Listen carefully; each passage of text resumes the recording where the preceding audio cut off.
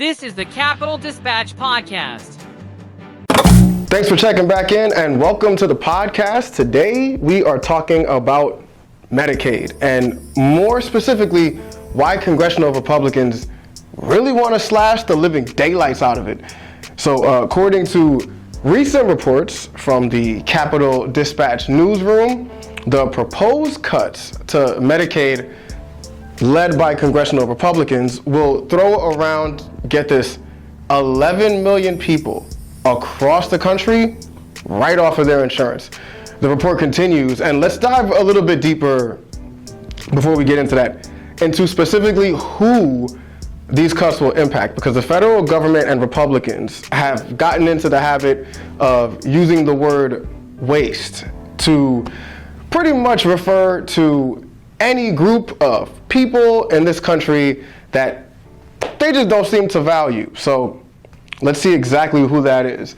According to the Kaiser Family Foundation, Medicaid in Connecticut covers adults. It covers working age adults with disabilities. It covers children, and it covers nursing home residents. So personally, right, I don't consider those groups to be a waste of money, but I'm not a congressional Republican. In a recent press conference at the Capitol, State Representative Jillian Gilchrist, a Democrat, elaborated on just how far-reaching these cuts will be if passed. And so we are talking about pregnant women. We are talking about children. We are talking about our elderly. We're talking about services for those with autism. We're talking about nursing home care. We're talking about services for those with mental health issues, the intellectual and developmental disability community.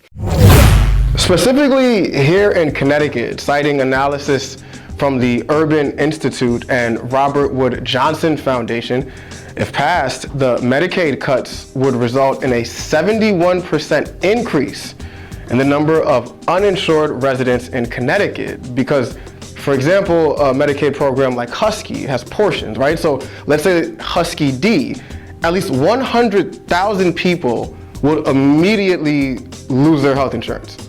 Immediately. And if you think, okay, well, the state could probably cover that, and or at least some of it, the cost would be $850 million just for that portion of Husky. And of the people in our state that rely on Husky, many of them have jobs. So they're not lazy sitting around taking advantage of the system. And here's the thing about the Trump administration and Republicans' plans to cut wasteful spending by just axing entire programs. You kind of can't do that, because a program can't be considered wasteful if large groups of people are depending on it. All you're really doing, right, is telling the states that need the funding, we're just not going to release it. Okay, we're just going to hold on to it and do something else with it. According to the Robert Wood Johnson Foundation, eliminating current levels of federal dollars that go to states that expanded their Medicaid programs would shift more than $44 billion in costs back to those states. So once Trump and Republicans find all this waste and fraud, state taxes might go up, and the cost of care would probably go up as well, because we'll all have fewer options. Despite that reality, the liar in chief is still lying. Can you guarantee that Medicare, Medicaid, Social Security will not be touched? Yeah, I mean, I have said it so many times, you shouldn't be asking me that question, okay? This will not be read my lips. There won't be read my lips anymore. We're not going to touch it. Now, we are going to look for fraud. I'm sure you're okay with that, like people that shouldn't be on, people that are illegal aliens and others, criminals in many cases.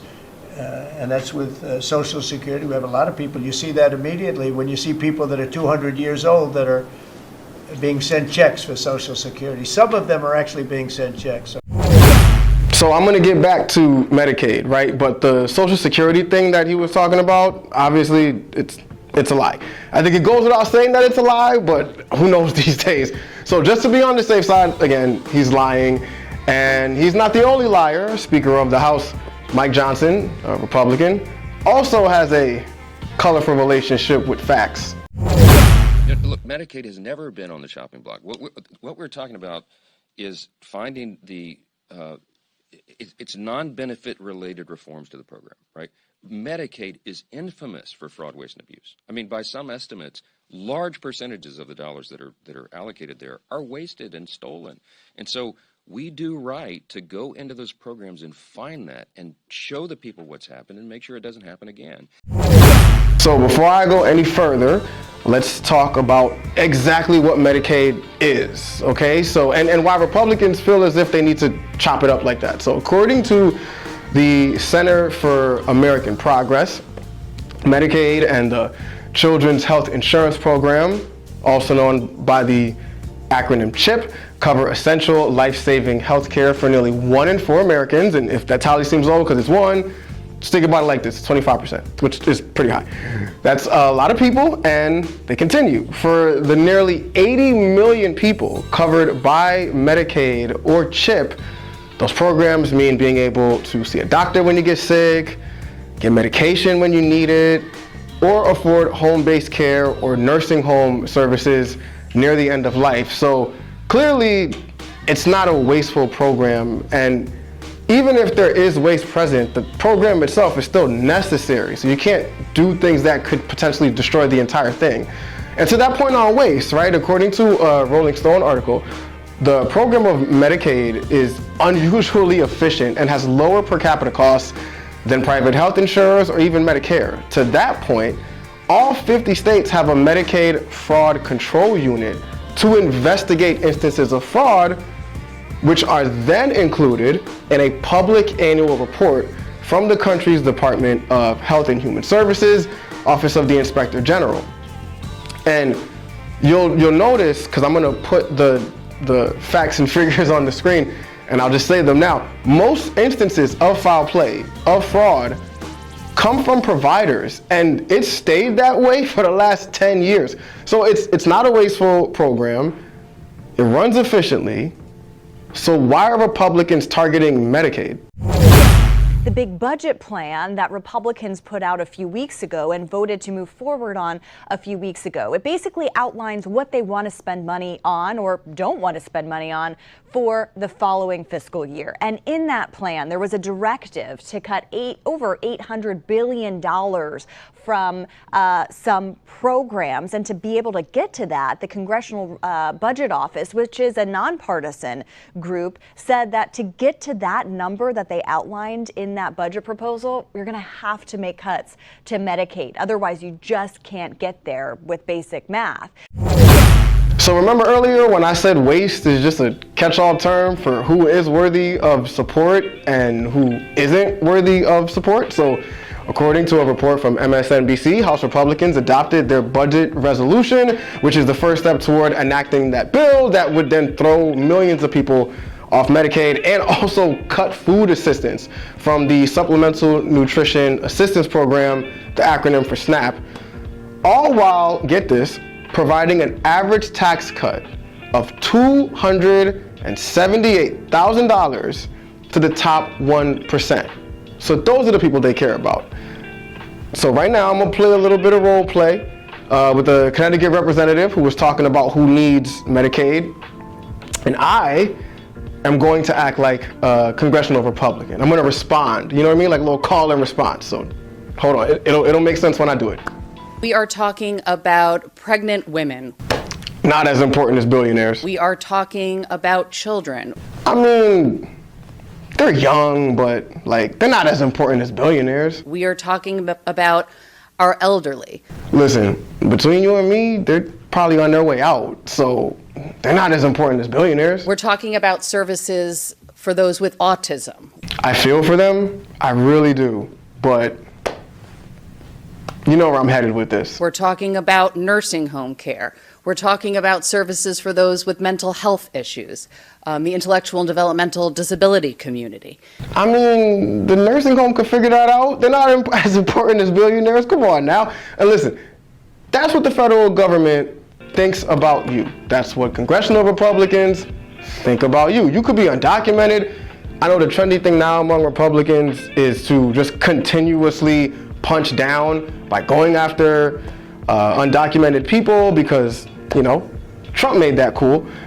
You could be here legally, you could be a Democrat in Bridgeport, you could be a Republican in Wolcott, you could be white, you could be black, you could be Hispanic. It doesn't matter to them, man. To Republicans in Congress and to the one in the White House who would rather spend millions of your taxpayer dollars firing golf balls into the rough instead of actually doing his job, listen, they don't like us, okay? Being okay with tossing at least 100,000 or more people in our state, most of whom work and they're not taking advantage of any systems, just taking those folks and throwing them off of their health insurance to then take that money and give tax cuts to people who already have a lot of money is cartoonishly evil. And listen, I'd never accuse Republicans in Connecticut of not caring about the state because I don't know that to be true and that's not fair. I know they care. They gotta care because most of their supporters, a lot of their supporters, rely on Husky. But I will just ask out loud, right? Where's the outrage been? Because maybe I haven't been paying attention. I'm a sports fan. It's March Madness. You know what I mean? Maybe I'm just missing something, but I see the outrage for the public benefits charge. Fair. I see the outrage when they opposed the police accountability law in 2020. And even after that, they still were mad about it. I know Republicans in the state care, and I'm hoping that they care. I'm idealistic. Because this is gonna impact your families, your friends, and your neighbors. So go after whatever issues you feel should be prioritized. That's your job, and that's your right. But please, from a regular everyday person that's just watching everything unfold, keep that same energy for the attacks on Medicaid. Taken off two different ways of cutting the program and saying, okay, we didn't really mean that. So that is positive progress, but we need to keep highlighting the danger and the risk because we have to save Medicaid. This is a Capitol Dispatch special report. Connecticut Democrats led passage of a bill that will reportedly provide $2.8 million of funding to nonprofit organizations serving communities targeted by the Trump administration. Maggie Mitchell-Salem, the executive director of Integrated Refugee and Immigrant Services, says this funding is important, but even more meaningful is the support from the state. This has been really a community effort to stand up for values that are purely American. I could not be more proud, as a former New Yorker, to be a nutmegger. Susan Schnitzer, president and CEO of Connecticut Institute for Refugees and Immigrants, who hosted the press conference, says the process of keeping federal funds is much more complex than the Trump administration makes it seem. But once you get the grant, you have to make good on your commitments. So you have to propose a program that is logical, show outcomes for clients, and we report, depending on the funder, monthly, quarterly, or biannually on our numbers and on our activities. Collectively, EDs applauded Democrats in Connecticut for their sense of urgency. Because kids can't wait for leadership in D.C. to figure things out. This support from the state of Connecticut is helping us to help kids, and we need to be there no matter what. Content used in the pod comes from CTN, MSNBC, CBS News, Forbes, the Kaiser Family Foundation, the Urban Institute, and 11 Alive.